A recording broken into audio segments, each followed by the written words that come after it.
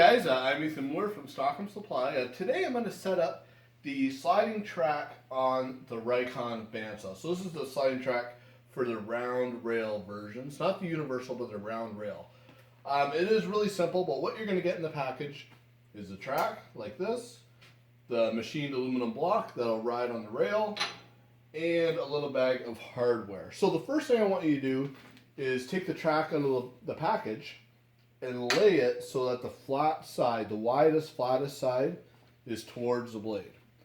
Okay, so then what we'll do, we're going to dump this hardware out, and you're going to grab this knob. This is probably the best thing to do first.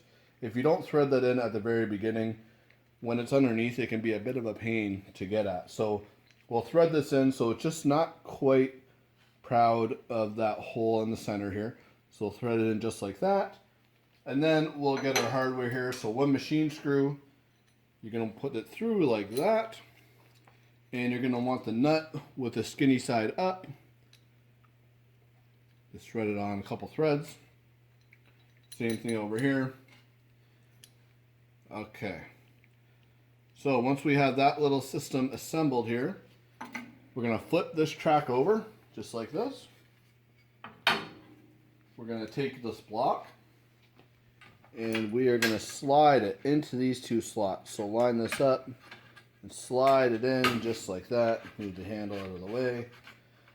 Okay, so once you're at this point, you're going to flip this back over, again, making sure that flat side is towards the blade. You're going to slide this on the rail, so nothing is tight yet, but a couple things we got to make sure of now. One, we want the in feed and the out feed of the table to be approximately the same. So you're going to want that blade essentially in the center of your table. So I'm pretty close where I am right now. Next thing that you're going to do is you're going to line the edge of this track up with that miter track. So I'm a little out here, so we're going to line this up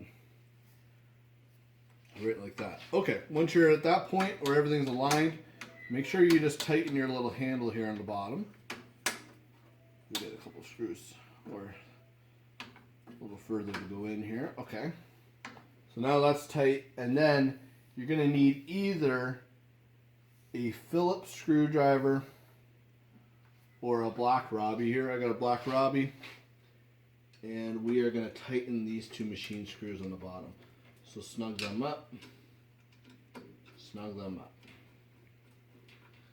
And we are done. Now you're going to ask, okay, so you're done. Why do you have 4 washers left over? Well, they aren't used very often, but they can come in handy on occasion. If you look at my track right now, you're going to notice it's very close to parallel with the top of my table. And it's actually a little bit higher on this side than that side, which is ideal for what I'm doing. Now, for whatever reason, if this side of the table was lower, sometimes these rails can be set at slightly different heights. If this end was lower, this end would kind of sit up and have some movement on this end here. So these little washers act as spacers if you need to raise it up slightly on the one side here. So if we flip this around, you would put that washer potentially between the track and this block right underneath that screw. So that's where that would go. Again, I don't need it here, but sometimes you do need that little bit of extra space. So it just slides and locks. And that's all there is to it. It's a really simple thing to assemble, but that just gives you a couple little tips on how to do it.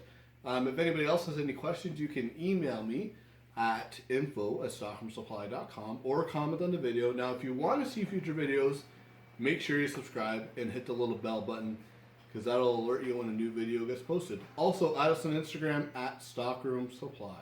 Thank you. Hey, Ethan. Hey. I have a question. Sure. You did this on a Rikon, Yes. but this would work for other bandsaws as Absolutely. well.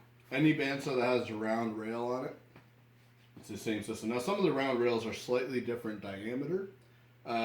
This is a 1 inch, like the Lagunas, 1 1/16.